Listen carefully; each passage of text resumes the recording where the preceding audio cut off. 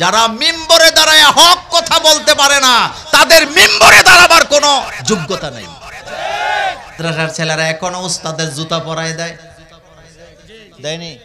মাদ্রাসার ছেলেরা এখনো উস্তাদরে পানিটা ঢেলে দেয়, মাদ্রাসার ছেলেরা এখনো লবণটা আগায়া দেয়, ওস্তাদরে দেখলে সাইডে দাঁড়ায়া যায়। আর কলেজ ইউনিভার্সিটির সব পোলাপাইন খারাপ এটা আমি বলি না, কিন্তু অনেক পোলাপাইন আছে ওস্তাদরে রুমের ভিতরে ঢুকাইয়া তালা মাইরা আগুনও জ্বালায়া দেয়।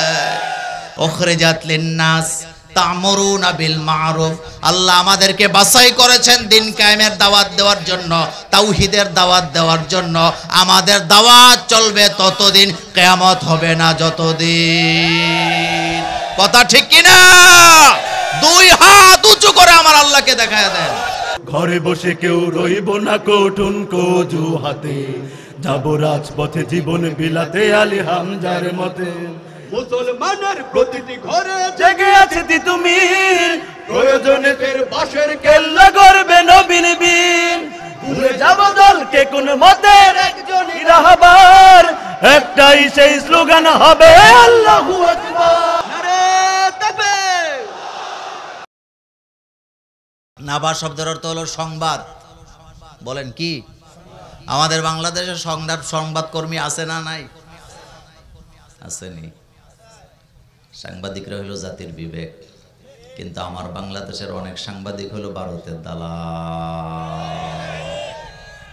আসেনি? সংবাদপত্রের নামে আল্লাহ কোরআনে সূরা দিলেন। সূরার শানে নজুলটা আগে বলি। আল্লাহর নবী কিয়ামতের ব্যাপারে মানুষকে সতর্ক করতেছে, দুনিয়া একদিন ধ্বংস হয়ে যাবে, কিয়ামত আসবে। কাফেরের নেতারা জায়গায় জায়গায় মরে মরে দাঁড়ায় দাঁড়ায় সমালোচনা করে, মুহাম্মদ সাল্লাল্লাহু আলাইহি ওয়াসাল্লাম এগুলা কি বলে, কিয়ামত নাকি আসবে, আকাশটা নাকি ভেঙে পড়ে যাবে, পাহাড়গুলা নাকি তুলার মতো উঠতে শুরু করবে, আমরা যে কিছু চুরিদারি করি, মানুষের উপর অত্যাচার করি, রাস্তা বালু চুরি করি, এগুলা নাকি আবার হাসরের ময়দানে আমাদের কাঁধে উঠায় দিবে। এগুলা কি বিশ্বাস করা যায় নাকি? কবে হবে কিয়ামত? আসে না কেন? মনোযোগ আছে নি? আসে না। এক বিঘত জমি যারা চুরি করছে, হাসরের ময়দানে তাদের কাঁধের উপরে এক বিঘত থাকবে নাকি 7 বিঘত? কথা কয় না? কয় বিঘত? 7 বিঘত। আপনি যদি কারো একটা বাঁশ চুরি করে থাকেন, আপনার কাঁধে কিয়ামতে বাঁশ পাওয়া যাবে 7টা। আপনি যদি কারো একটা গাছ চুরি করে থাকেন, কিয়ামতে আপনার গাছ পাওয়া যাবে 7টা কাঁধের উপরে। এক কথায় বুঝায় দেয়, আল্লাহর নবী বুঝালেন, তোমরা যে মানুষের উপরে জুলুম করো, এমনি এমনি সারা হবে না। এই জুলুমের বিচার হবে হাসরের ময়দানে, আর হাসর হবে কিয়ামতের পরে। হাসর কিয়ামতের আগে না পরে? আল্লাহর কথা না মোল্লার কথা? তো কিয়ামত কখন হবে? আল্লাহ বলছেন, ইদাস সামাউন ফাতারাত ওয়া ইদাল কাওয়াকিবু তাসারাত ওয়া ইদাল বিহারু ফুজ্জিরাত ওয়া ইদাল কুবুরু বুসিরাত। যখন আকাশটা ভেঙে পড়ে যাবে, তারকাগুলি খসে পড়ে যাবে, সমুদ্রে আগুন ধরে যাবে, কবরের সমস্ত দরজাগুলি খুলে দেওয়া হবে, মাটির ভিতরে যা আছে মাটি সব বের করে দিবে। মানুষ যা কর্ম করেছে দুনিয়ায় থাকতে সবগুলা মানুষকে জানায় দিবে কে?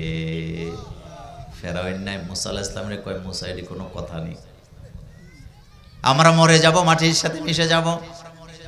তোমার কাছে আবার রব আসে কোত্থেকে? আমি পানির ব্যবস্থা করি, আমি সেচের ব্যবস্থা করি, আমি রাস্তাঘাট করি, আমি সব কিছু করি। আনা রব্বুকুমুল আলা। এবার মুসা আলাইহিস সালামকে দিয়ে আল্লাহ বলাচ্ছেন, ও ফেরাউন, এত অহংকার ভালো না। মিনহা খলাকনাকুম, তুমি মাটির মানুষ, তোমাকে অহংকার মানায় না। বলেন তো আমরা কিসের মানুষ? এটা কার কথা? মিনহা খলাকনাকুম, পড়েন সবাই। মিনহা খলাকনাকুম ওয়া ফিহা নুঈদুকুম ওয়া মিনহা নুখরিজুকুম তারাতান উখরা। মাটির মানুষ হইয়া মাটির মানুষকে হিংসা করে, ঈর্ষা করে। কোটিপতি হইলে দরিদ্র লোকগুলাকে হিংসা করে। এলাকার নিজের পরিবারে আত্মীয় স্বজনের মধ্যে দুর্বল মানুষ থাকলে তারে অনেক সময় বিয়ের অনুষ্ঠানে দাওয়াতও দেয় না, এমন ডাকাইতো আছে না নাই? আল্লাহর নবী তিরমিজির হাদিসে বলেছেন, যেই বিয়েতে দরিদ্র লোকদেরকে অ্যাভয়েড করা হয়, তাদেরকে দাওয়াত দেওয়া হয় না, তোমরা সেই বিয়ের অনুষ্ঠানে যাইও না, কারণ সেই বিয়ের অনুষ্ঠানে বরকত নাই, বরং সেখানে আল্লাহর লানত আছে। না না, হিংসা করা মানায় না। আমার কলেজের বের, আমরা মাটির মানুষ, অথচ মানুষ হইয়া মানুষকে হিংসা করে, অহংকার করে, নিচু মনে দেখে, নিচু চোখে দেখে, এমন মানুষ আসেনি। ইদানিং আবার আরেকটা ফেতনা বের হয়েছে, বিয়ের কাঠ সাজায় 3 রকমে। কয় রকম? একটা হলো ভিআইপি, আর একটা হলো ইকোনমি ক্লাস, নরমাল যারা মধ্যবিত্ত, কিন্তু আরেকটা হলো যারা দরিদ্র, তাদের কাঠ দিয়ে দেয় 10 টাকা কাঠ। কথা কর না কেন? এরকম অনুষ্ঠান আসেনি? আগে বিয়ে হয়তো বাড়িতে, এখন হয় কমিউনিটি সেন্টারে। আগে বিয়ের অনুষ্ঠানে বোনদেরকে, ফুফুদেরকে 1 সপ্তাহ আগে আনতো দাওয়াত দিয়া, যাইতো 1 সপ্তাহ পরে। আর এখন বিয়ের অবস্থা এমন হয়েছে, বিয়ের অনুষ্ঠানে যাইয়া মামতো ভাই খালতো ভাইরে চিনে না, বাতিজা চাচারে চিনে না, চাচা জেডারে চিনে না। কথা কয় না কেন? ওই দেশে কথা সত্য না মিথ্যা? আগে বিয়ে হইলে মেহমান আইতো 1 সপ্তাহ আগে, আবার যাইতো 1 সপ্তাহ লাগায়, একজন একজন করে যাইতো। আর এখন কারোর সাথে কারোর কোনো সম্পর্ক নাই, দেখা হয় কমিউনিটি সেন্টারে, খাইয়া কয় আসসালামু আলাইকুম, কারোর সাথে কারো দেখাও নাই। ভালোবাসা কমছে না বাড়ছে? কথা কর না কে? যারা আত্মীয়তার সম্পর্ক ঠিক রাখে না, তাদের দেহ জান্নাতে যাওয়ার জন্য ফিট নাকি আনফিট?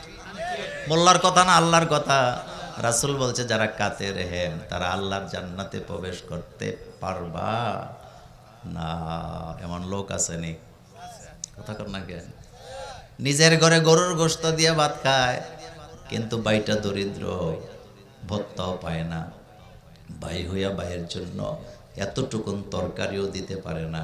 অথচ রাসূল বলছেন, তোমরা যখন তরকারি রান্না করো, ঝোলটা বাড়ায়া দাও, তাহলে প্রতিবেশীর অন্তত একটু ঝোল তুমি দিতে পারবা। আল্লাহু আকবার। মানবতার ধর্ম ইসলাম। বলেন, মানবতার ধর্ম, সামাজিক ধর্ম ইসলাম। ইসলাম হচ্ছে মানবিক, ইসলাম হচ্ছে সামাজিক। পৃথিবীতে আর সমাজ নাই। সমাজকে যদি টিকাতে হয়, ইসলাম লাগবে, মাস্ট বি। ইসলাম ছাড়া সমাজকে টিকানো যায় না। ইসলাম যেখানে নেই, সেখানে জারোর সন্তান তৈরি হয়, যেটার মা বাপের কোনো পরিচয় নাই। কিন্তু যেখানে ইসলাম আছে, সন্তানের ভবিষ্যতের গ্যারান্টি আছে নাকি না? সেদিকে গেলাম না, কথা বলছিলাম। তারা ঠাট্টা মস্করা করতেছে, কিয়ামত আবার হবে, এটা কবে হবে? তো কিয়ামতের ডেট, খবর, এটা কার কাছে? আল্লাহ বলছেন, 5টা জিনিসের ইলম আমি দুনিয়ার কাউকে দেই না, আমি আল্লাহর কাছে রাখছি। ইন্নাল্লাহা ইনদাহু ইলমুস সাআ ওয়া ইউনাজ্জিলুল গায়স ওয়া ইয়ালামু মা ফিল আরহাম। আল্লাহ বলেন, 5টা ইলম দুনিয়ার কেউ কারো কাছে নাই, আমি আল্লাহ ছাড়া পাবা না। 1 নাম্বার, কিয়ামত কবে হবে, কখন হবে, আমি আল্লাহ ছাড়া কেউ জানে না। 2 নাম্বার, কোন জায়গায় কখন বৃষ্টি হবে, আমি আল্লাহ ছাড়া কেউ জানে না। 3 নাম্বার, মায়ের রেহেমের ভিতরে যে বাচ্চা পয়দা হচ্ছে, এটা ছেলে না মেয়ে, এটা বদকার না নেককার, এটা কে জানে? 4 নাম্বারে, তুমি যে রিজিক ভক্ষণ করো, আগামী দিন কোন জায়গায় কি ধরনের রিজিক তুমি খাবা, তুমি নিজেও। এই যে আজকে আপনাদের এলাকায় আসলাম, এত মজার মজার মাছ খাইলাম, আমি কি কালকে জানতাম? কথা কর না কেন? ওই যে নূর মোহাম্মদ খুব ভালো খাওয়াইছে আজকে, মাছ অনেক রকমের। তা আমি কি জানতাম আজকে আমি কি খাবো? কথা কয় না। আবার কোন কোন মাহফিলে সময়ের জন্য খাইতেও পারি না, কপালে খানাই নেই। বোঝা গেছে রিজিক ঠিক করেন কে? রিজিক আল্লাহ ঠিক করে। কিন্তু অনেকে আছে ছেলের শ্বশুর বাড়িতে খাইয়া খোটা মারে, এমন 2-1 জন বেয়াই আজকের মাহফিলে নাই। মানুষ খাওয়াইয়া দেখবেন, কিছু মানুষ আছে নিজে মানুষে খাওয়ায় না, কিন্তু আরেকজনের বাড়িতে খাইয়া খাবারের বদনাম করে। আসেনি? তো তুমি কয়দিন খাওয়াইছো মিয়া? আর আমরা হুজুররা যারা কয় যে হুজুররা পরের বাইত খায়, খবর নিয়ে দেখেন তে জীবনই হুজুর খাওয়ায়। কারণ যারা খাওয়ায় তারা কোনোদিন খোটা। আল্লাহর নবী বলেছেন, খাদ্যের মতো ইবাদত দুনিয়াতে কম আছে। নবীজি বলেছেন, কাউকে খাওয়াইয়া তুমি তার কাছে দোয়া চাইও না, কারণ তুমি যখন কাউকে খাওয়াও, তুমি যখন তাকে খাদ্য দাও, তোমার দোয়া আরশে আযিমে চলে যায়। কিন্তু রাসূল বলছে তোমরা যারা কারো বাড়িতে খাবা তোমাদের দায়িত্ব হলো তাদের ছেলে মেয়ে পরিবারের জন্য দোয়া করে দিয়ে আসবা। সুবহানাল্লাহ। ভাই যে কই না এখানে কয়টা পদ্ধতি? যিনি খাওয়াবেন তিনি দাওয়াত দোয়া চাইবে না, রাসূল নিষেধ করছে। তুমি চাওয়ার দরকার নাই, কারণ দোয়া কোথায় চলে গেছে? কথা কর না। কিন্তু রাসূল বলছে তুমি যে খাইছো তার বাড়িতে দোয়া করে দিয়ে আসবা, এটা তোমার দায়িত্ব। কিন্তু মজার ব্যাপার হলো আমাদের দেশে হুজুররা যারা খাওয়ায় সকালে ফজরের পরে নিয়ে জোহরের পরে খাওয়াইয়া 14 বার দোয়া করে বিদায় দেয়, এমন সাহেবে দাওয়াতও আছে না? না আসেনি? আপনি হুজুরকে দাওয়াত দিবেন যে হুজুর আপনারা 15 জন আমাদের বাড়িতে খাবেন, কোনো অসুবিধা আছে?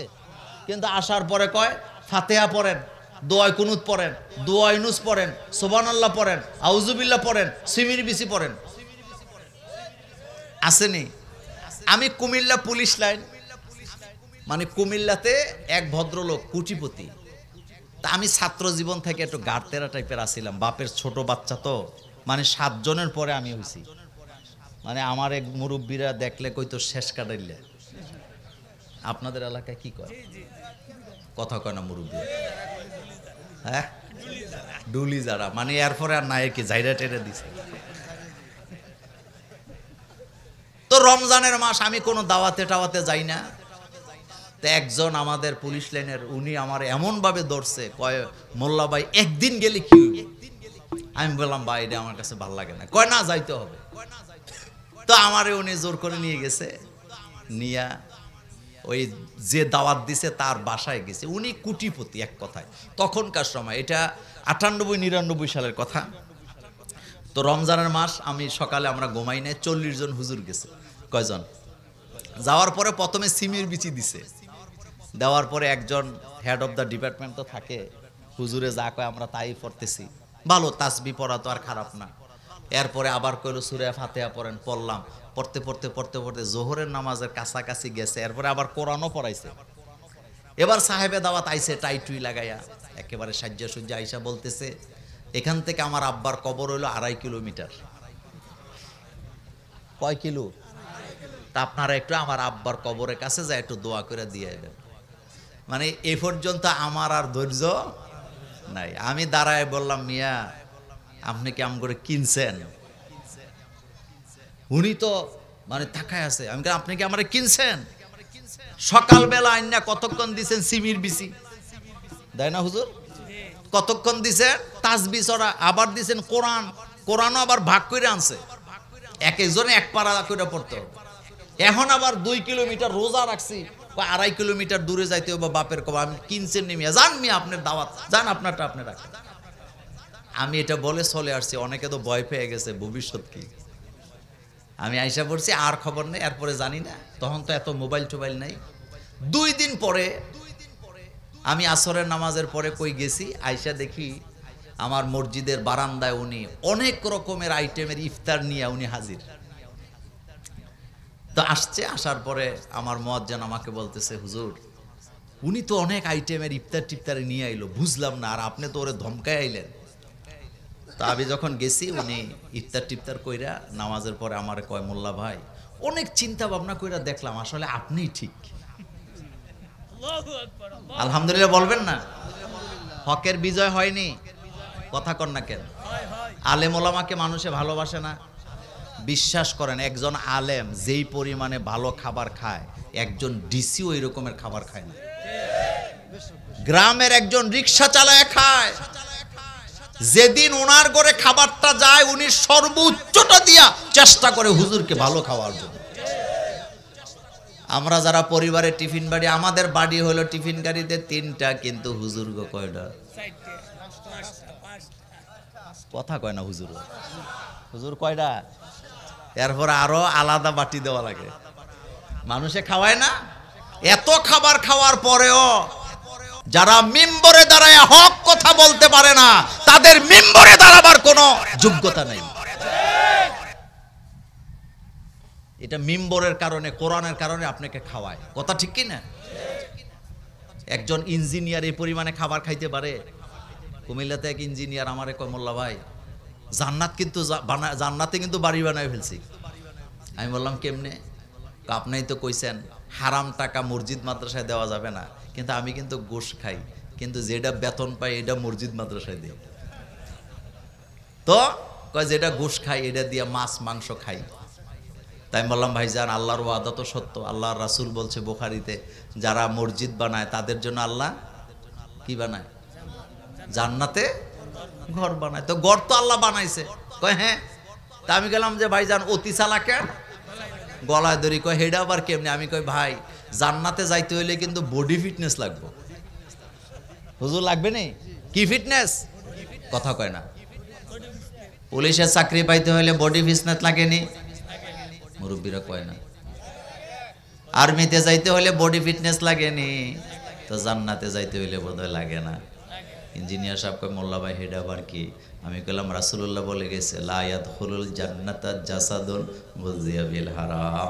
যেই শরীরের রক্ত মাংস তৈরি হয়েছে হারাম খাদ্য দিয়া, এটা জান্নাতে যাওয়ার জন্য আনফিট, এটা জাহান্নামী। কয় হেডা তো জানি না। গোশের টাকা দিয়া শৈল বানাইছে, জান্নাতের জন্য ফিট না আনফিট?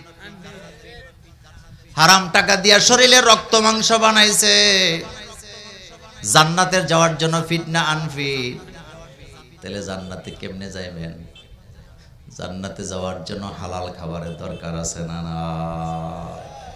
কি খাবার? জোরে বলেন, কি খাবার? ইবাদত কবুল হওয়ার জন্য প্রথম শর্ত কি? হালাল রুজি। হালাল রুজি ছাড়া ইবাদত কবুল হয় না। পৃথিবীতে আগমনকারী একজন নবীও হারামের দিকে পা বাড়ায় নাই, আর সেই নবীর উম্মতেরা হারামের দিকে ছুটছে, 24 ঘন্টা দৌড়ায়, এমন লোক আছে না? না। কথা লম্বা করতে চাই না, কথা বলছিলাম সূরা নাবা। কোন সূরা? তো নবীকে আল্লাহ বলতেছেন আম্মা ইয়াতাসাআলুন, নবী কোন কথা নিয়ে তারা একে আরেকজনকে ইখতিলাফ করে জিজ্ঞেস করে, সওয়াল করে, প্রশ্ন করে। আনিন নাবাইল আযীম, ওই বড় খবর নিয়া, আল্লাযী হুম ফীহি মুখতালিফুন, যেই সংবাদ নিয়ে তারা নিজেদের মধ্যে ইখতিলাফ করে। কাল্লা সায়ালামুন সুম্মা কাল্লা সায়ালামুন, বেশি দেরি নয়, অচিরে আমি তাদেরকে জানায়া দেব। এই সংবাদ দিছে কে? সংবাদ। নাবা শব্দের অর্থ হলো সংবাদ, আর নাবিয়ুন শব্দের অর্থ হলো বার্তা বাহক, কিন্তু পার্থক্য আছে। নবী মানে হচ্ছে যিনারা শুধুমাত্র বার্তা বহন করে, কার কাছ থেকে? আল্লাহর কাছ থেকে। কার কাছ থেকে? তারা হলো নবী। বলেন তারা কি? তাদের সংবাদের মধ্যে মিথ্যার লেশমাত্র কিচ্ছু নাই। আল্লাহর নবীর ব্যাপারে আল্লাহ বলছেন, মা ইয়ান্তিকু আনিল হাওয়া ইন হুয়া ইল্লা ওয়াহিয়ুন ইউহা। মোহাম্মদ হারগিজ না গুফতা, তা না গুফতা জিবরাইল। মোহাম্মদ হারগিজ না গুফতা, তা না গুফতা জিবরাইল। জিবরাইল হারগিজ না গুফতা, তা না গুফতা রব্বুল জলিল। সুবহানাল্লাহ পড়েন। মুহাম্মদ সাল্লাল্লাহু আলাইহি ওয়াসাল্লাম কথা বলে না ততক্ষণ, জিবরাইল আমিন বলে না যতক্ষণ, জিবরাইল আমিন বলে না ততক্ষণ, আল্লাহ বলে না যতক্ষণ। তার মানে আল্লাহর কথাই রাসূলুল্লাহর জবানে আছে না নাই? কোরআনের মধ্যে রাসূলের বানানো কোনো কথা নাই, কোরআনের মধ্যে মানুষের কোনো বানানো কথা নাই, কোরআনের মধ্যে কোনো অশ্লীলতা নাই।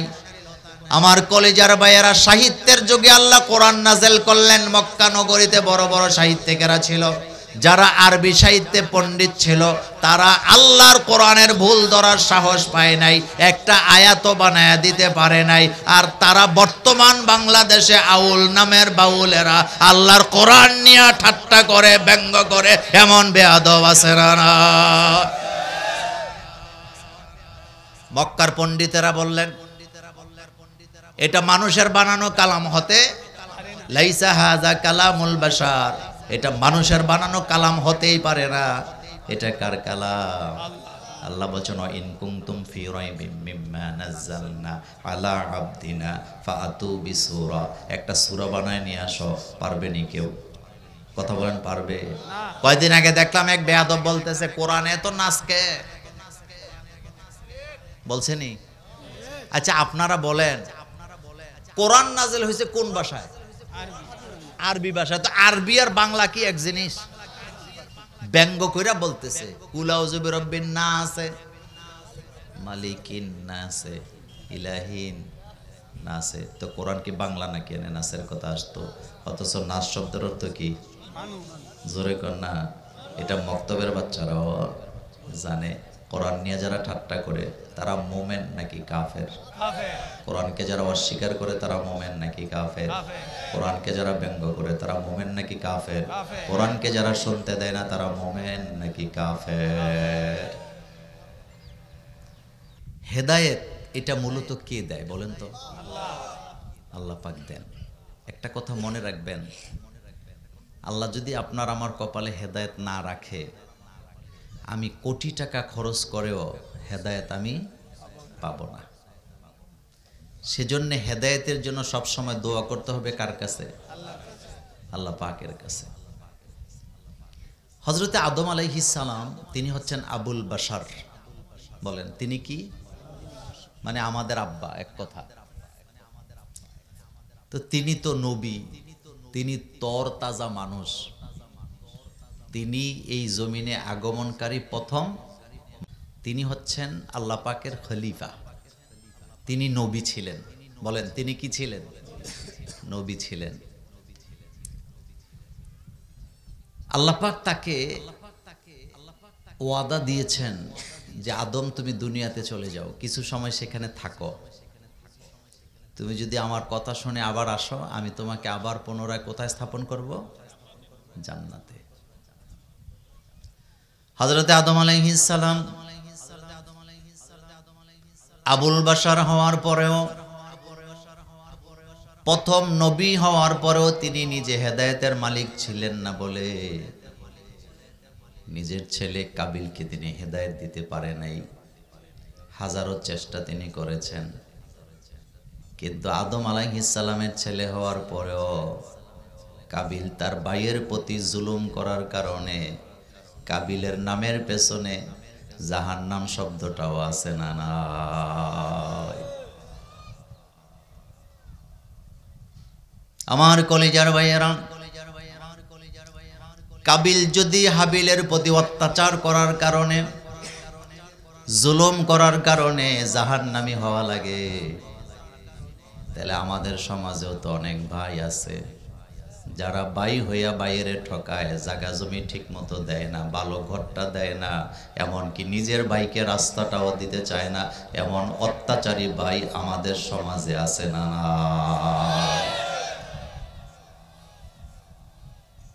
তাহলে এই ভাই কি জান্নাতি না জাহান্নামী? আসতে কইছেন? এমন ভাই আজকের মাহফিলে দুই একজন নাই।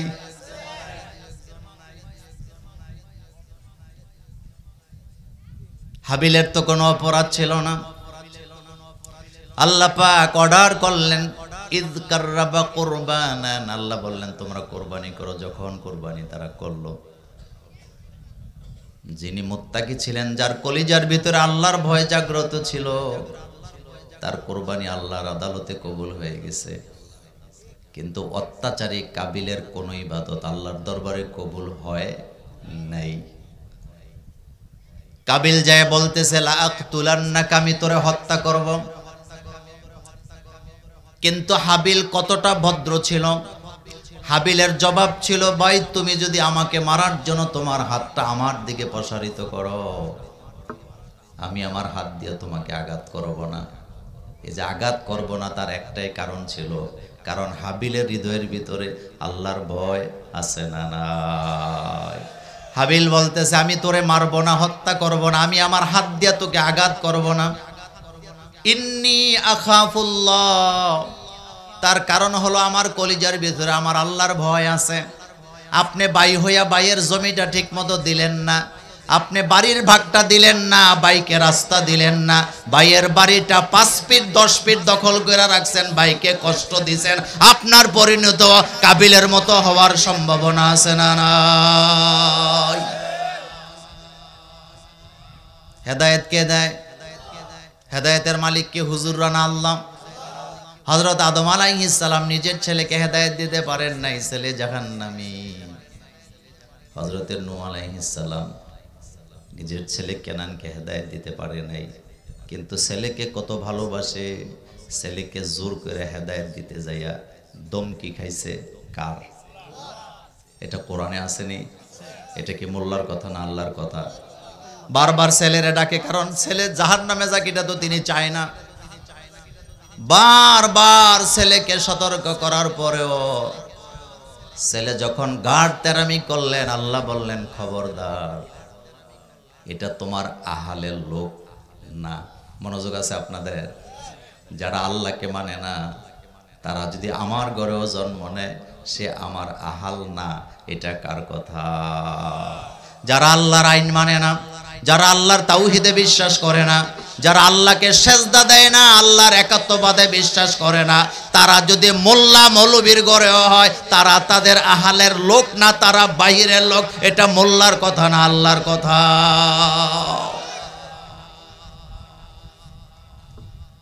হযরত আবু বকর সিদ্দিক রাদিয়াল্লাহু তাআলা আনহু দিন বিজয়ের পরে, মক্কা বিজয়ের পর ছেলে আব্দুর রহমান এসে বলতেছে, আব্বা আমি কিন্তু বদরের যুদ্ধে আপনারে দেখছিলাম, কিন্তু আব্বা আপনারে আমি আঘাত করি নাই, কারণ আপনি আমার আব্বা।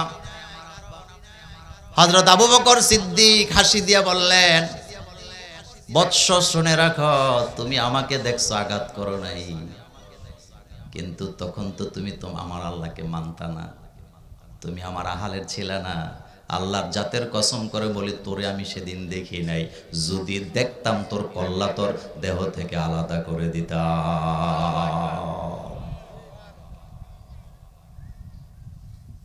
হযরত নূহ আলাইহিস সালাম ছেলেরে হেদায়েত দিতে পারে নাই, ছেলে জান্নাতি না জাহান্নামী?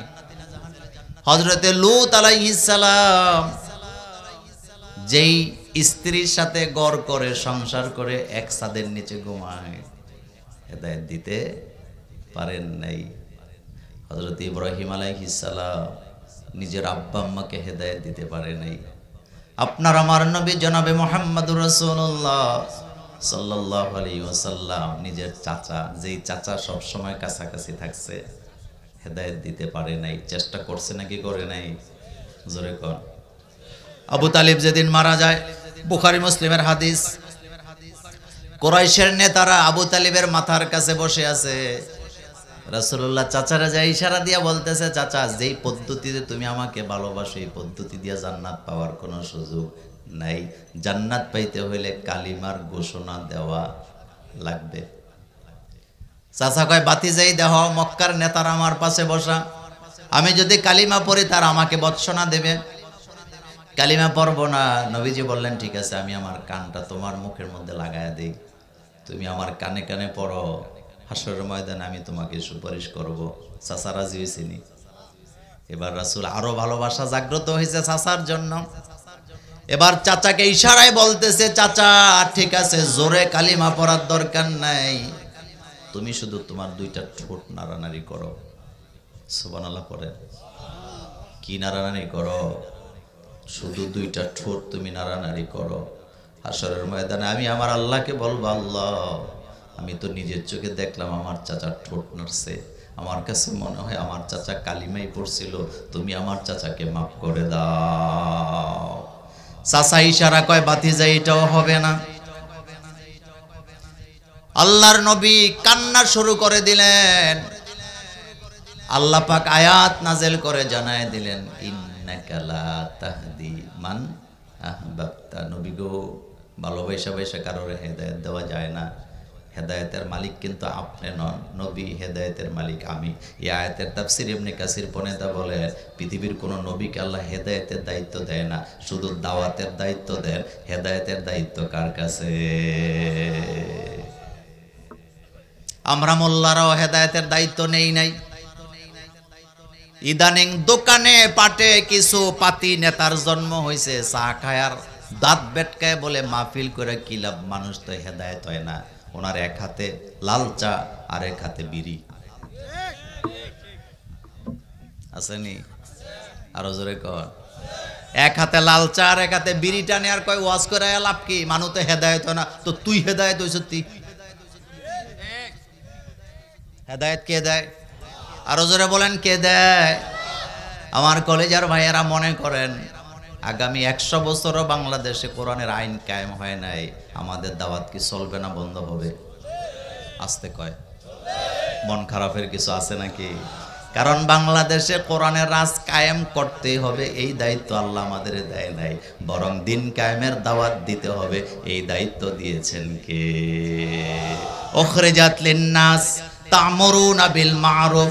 আল্লাহ আমাদেরকে বাছাই করেছেন দিন কায়েমের দাওয়াত দেওয়ার জন্য, তাওহীদের দাওয়াত দেওয়ার জন্য। আমাদের দাওয়াত চলবে ততদিন, কিয়ামত হবে না যতদিন। কথা ঠিক কি না? দুই হাত উঁচু করে আমার আল্লাহকে দেখায় দেন।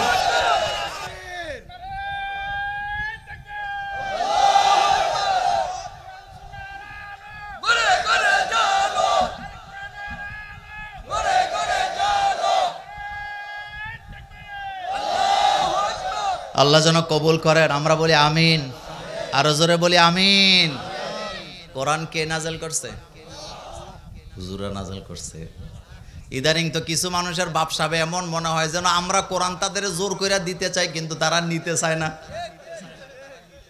হুজুর ঠিক না? তো কোরআন কি আমরা বানাইছি এটা যে আপনারা জোর করে দিতাম? আপনার গর্জেই তো আপনারা আমার ভাষা বুঝেন, আপনি তো আপনার গরজেই কোরআনের পিছে দৌড়াবেন। কারণ যারা কোরআন মানে না তারা দুনিয়া থেকে লাঞ্ছিত অপমানিত হয়ে বিদায় নেয়। আর কোরআনের কারণে মর্যাদা বাড়ায় কে? কত বাড়ায়?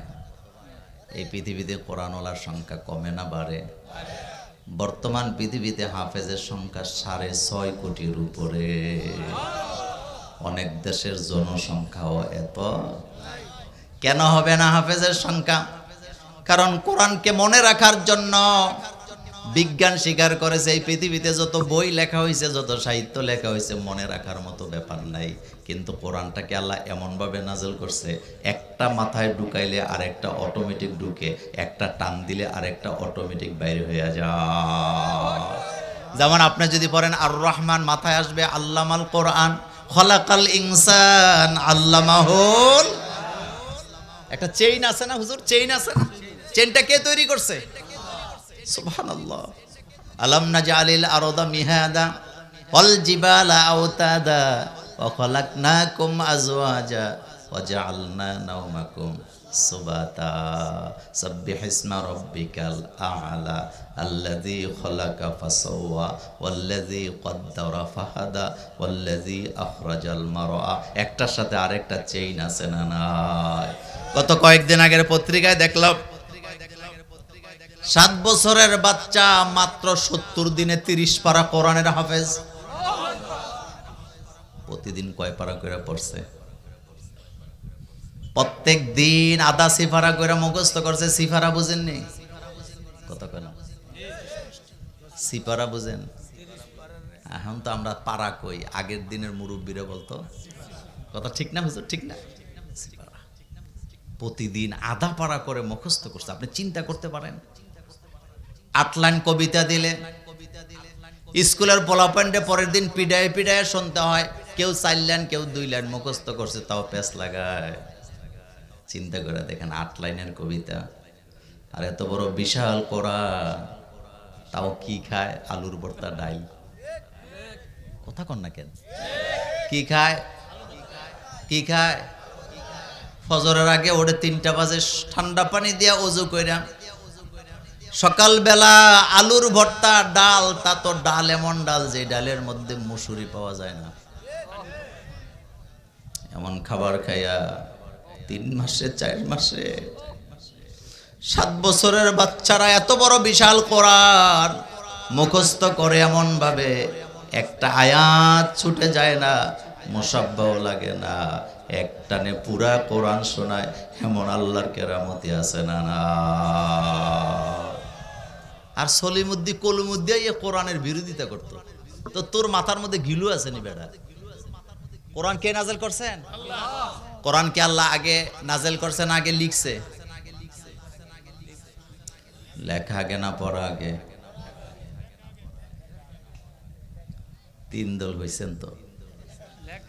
এক দল কয় পড়া আগে, আরেক দল কয় লেখা আগে, আরেক দল কয় কোনোটাই কমো না, মোল্লা ভাই যেদিকে আমরা সেদিকে। লেখা আগে না পড়া আগে? হ্যাঁ, আমার হুজুর তো কয় লেখা আগে। এটার মধ্যে লেখা আছে নি? এই যে এই পৃষ্ঠা আছে নি?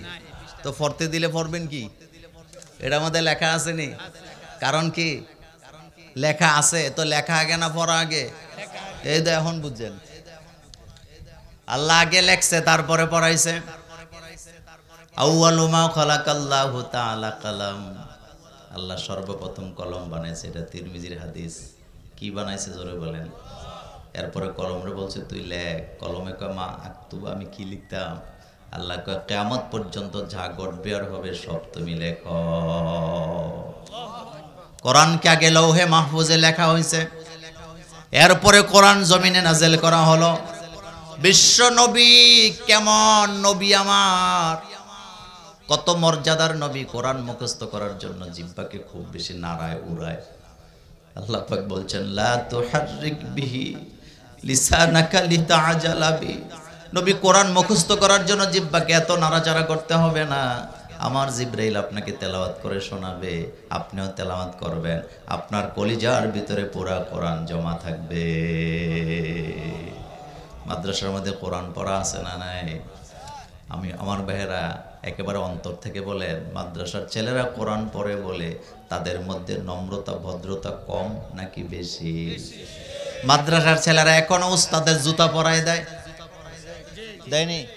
মাদ্রাসার ছেলেরা এখনো উস্তাদরে পানিটা ঢেলে দেয়, মাদ্রাসার ছেলেরা এখনো লবণটা আগায়া দেয়, ওস্তাদরে দেখলে সাইডে দাঁড়ায়া যায়। আর কলেজ ইউনিভার্সিটির সব পোলাপাইন খারাপ এটা আমি বলি না, কিন্তু অনেক পোলাপাইন আছে ওস্তাদরে রুমের ভিতরে ঢুকাইয়া তালা মাইরা আগুনও জ্বালায়া দেয়।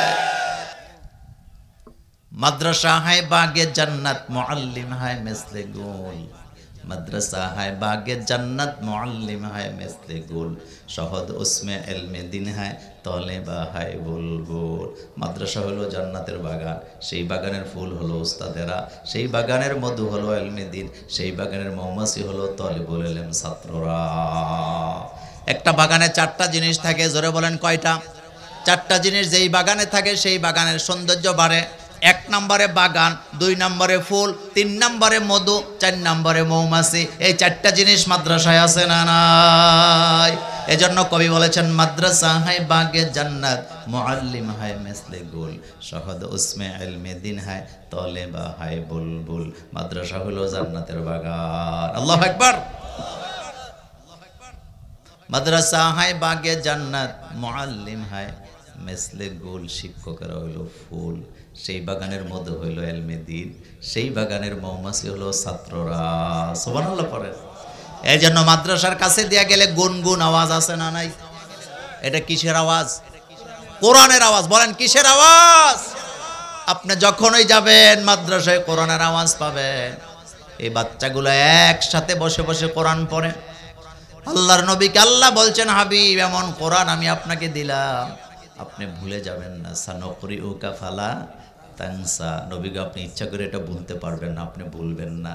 কিন্তু আল্লাহ যদি ভুলাতে চায় কেউ এটাকে ইয়াদে রাখতে পারবে না। কিয়ামতের আগে কোরআনকে উঠায়া নিয়ে যাবে কে? আল্লাহু আকবার। ক্ষমতা কার? জোরে বলেন ক্ষমতা কার? মুয়াজ্জিন সাহেব আজান দিতে যাবে, কোরআন মনে নাই। নামাজ পড়াতে যাবে, মনে নাই। মুয়াজ্জিন দৌড়ে যাবে ইমাম সাহেবের কাছে, যায় বলবে হুজুর কিচ্ছু তো মনে নাই। ইমাম বলবে আমারও তো মনে নাই। হাদিসে আছে নি? বলবে আমারও তো মনে নাই। কোথায় আছে যাও, খুঁজতে থাকবে। একটা আয়াতও কেউ মনে রাখতে পারবে না। আল্লাহর কোরআন আল্লাহ যদি উঠায় নিয়ে যায়, ধরে রাখার ক্ষমতা কারো নেই। সেই কোরআন আমাদের সামনে। বলেন সেই কোরআন। এখন আপনাদের কাছে আমার একটা প্রশ্ন, কোরআন যে আল্লাহ নাজিল করলেন এটা কি মরা মানুষের জন্য না জীবিত মানুষের জন্য? মরা মানুষের জন্য কোরআন নাজিল হয়েছে। কার জন্য? কিন্তু এখন তো বললে কষ্ট পাবেন যে মোল্লা ভাই কুমিল্লা থেকে আমাদের দাওয়াত বন্ধ করে দিয়ে গেছে। এই কোরআনের একটা আয়াত আল্লাহ মৃত মানুষের জন্য নাজিল করে নাই। কোরআন নাজিল করেছেন আল্লাহ জীবিত মানুষের ভাগ্যের পরিবর্তন করার জন্য। কিন্তু আফসোস আফসোস, আমার বাংলাদেশে মরা মানুষের জন্য যত কোরআনের খতম হয় তার 100 ভাগের 1 ভাগও জীবিত মানুষের জন্য ব্যবস্থা নাই। মরা মানুষের জন্য কোরআন পড়লে লাভ আছে হুজুরদের 3টা, বলবো আউট করে দিতাম। কয়টা? কথা কন না কেন, কয়টা? আরো জোরে বলেন কয়টা? 1 নম্বরে খানাও হুজুরের, 2 নম্বরে হাদিও হুজুরের, 3 নম্বরে দোয়া হুজুরের। তা আপনারা গোড়ার ডিম পেয়েছেন, এমন দোয়া বাংলাদেশে আসেনি। আরে এক হুজুর নাকি তার ছোট বাচ্চারে নিয়ে এরকমের মরুন্না দাওয়াত খাইতে গেছে। তো দাওয়াতে খাবার দাবার তো ভালো হয়, জিয়াফতের খানা ভালো হয় না, স্বাভাবিক। খাবার দাবার খুব মজা হয়েছে, খাইছে। তো খাওয়ার পরে বাচ্চা জিজ্ঞেস করতেছে, আব্বা এটা কিসের খানা খাইলাম? তো বাপে কানে কানে কয়, বাবা মানুষ মরছে এই জন্য খাইছ। বুঝছেন নি? যখন সবাই মোনাজাত ধরছে, মোনাজাত যিনি করতেছেন আমাদের সুপার হুজুর কইতেছে, আল্লাহ সাহেবে দাওয়াতের আব্বারে জান্নাত দিয়া দাও। আর পাশ থেকে ছোট বাচ্চা চিল্লায়, আল্লাহ আবার মরুক আবার খামো, আবার মরুক আবার খামো। কোরআন কিন্তু জীবিত মানুষের জন্য আসছে, মরা মানুষের জন্য আসে নাই। ইমামে আজম আবু হানিফা রহমতুল্লাহ আলাইহি কি চমৎকার কথা বলেছেন। তিনি বলেছেন, 40 বছর কবরস্থানের পাশে আজান দিছি, একটা মুদ্দার কোনোদিন জীবিত হইয়া আসে নাই। আল্লাহ বলছেন, তহা মা আনজালনা আলাইকাল কুরআনা লিতাশকা। নবী, কোরআন আমি আপনার প্রতি নাযিল করেছি, আপনি ক্লেশে পড়ে যাবে, আপনি বিপদগ্রস্ত হবেন, এই জন্য তো কোরআন নাযিল করি নাই। আমি কোরআন নাযিল করেছি ভাগ্যের পরিবর্তন করার জন্য। যতদিন কোরআন না মানব, নিজেদের ভাগ্যের পরিবর্তন হওয়ার কোনো সম্ভাবনা নাই। আসেন সেই কোরআন থেকে আলোচনা করব। আজকে আমরা সূরাতুন নাবা থেকে আলোচনা করব। কোন সূরা? পড়েন সবাই, আউযু বিল্লাহি মিনাশ শাইতানির রাজিম, বিসমিল্লাহির রহমানির রহিম। আম্মা ইয়াতাসাআলুন আনিন নাবাইল আযীম الذي هم فيه مختلفون كلا سيعلمون ثم كلا سيعلمون ألم نجعل الأرض مهادا والجبال أوتادا وخلقناكم أزواجا وجعلنا نومكم سباتا وجعلنا الليل لباسا। আলহামদুলিল্লাহ পড়েন, আলহামদুলিল্লাহ পড়েন। কোরআন কে নাযিল করছে? আল্লাহ। মরা মানুষ না জীবিত মানুষ? কোরআন শুনবে মৃত্যুরা না জীবিতরা? মরা মানুষ কোরআন শুনবো নি? আল্লাহর নবীকে আল্লাহ বললেন, হাবিব আপনি মৃত মানুষকে কিছু শোনাতে পারবেন না, কারণ তারা শুনবে কিন্তু আপনার কথার জবাব তারা